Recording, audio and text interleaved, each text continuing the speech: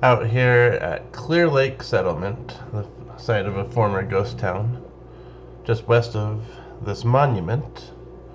It's a former town site of Clear Lake. The town was not sponsored by the Mormon Church. Instead, it was created by the coming of the railroad.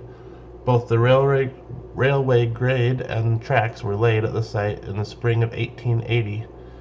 It was then the name Clear Lake was first used on a railway siding, then a station, and later the small town of Clear Lake. Before Clear Lake siding was established, there was an Indian trail running west from East Millard, past a swampy area and a big spring known as Clear Lake, to the Deep Creek Mountains near the Nevada state line. As early as 1871, there were some ranching or farming activities along the lower Beaver River, southwest of Pot Mountain. Before dams were constructed and water diverted for farming upstream, water from spring runoff would flow past this area into the West Desert.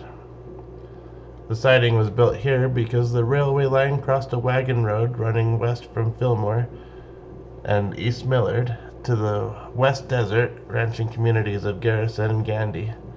This is where anyone wanting to board the train for Salt Lake or Milford and the Frisco mines would come.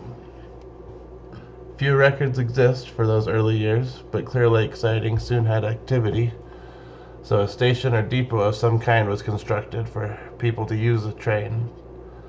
Also, it appears someone likely created an inn or boarding house with a corral and barn animals. The first people to set this up were the Crockwell family, a father and grown son and their wives.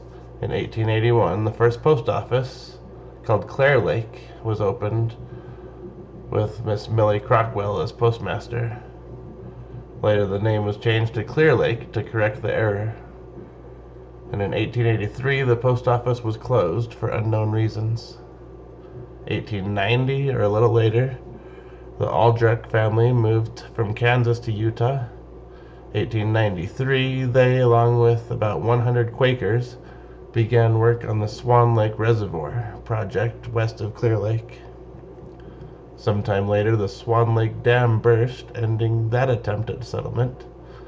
In the same time period, the Aldriches bought out some of the settlers in Clear Lake and created the Clear Lake Land and Irrigation Company.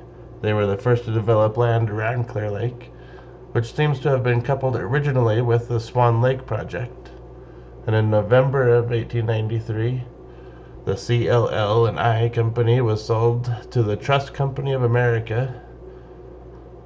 In 1894, Clear Lake Post Office was reopened.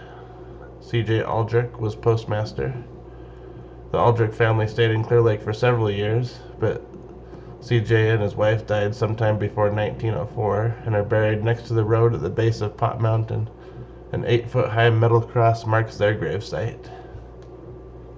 Throughout the years, people were coming and going from Clear Lake.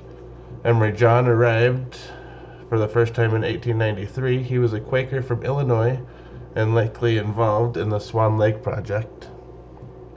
Sometime after he left, but returned with a younger brother, Barclay John, in 1897. They helped build a canal from the lake to the town site. Virgil Kelly was hired to supervise the project. This new water helped create a farm and ranch.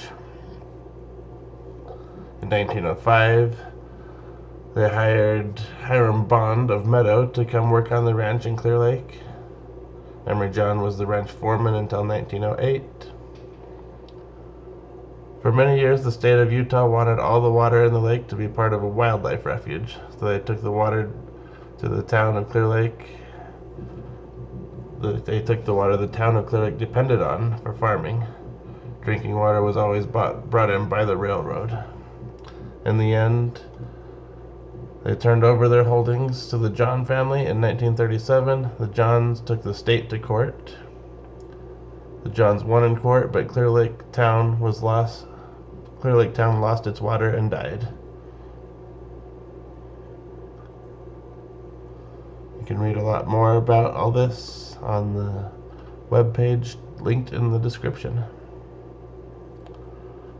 It's an interesting place. Thanks for checking it out with me.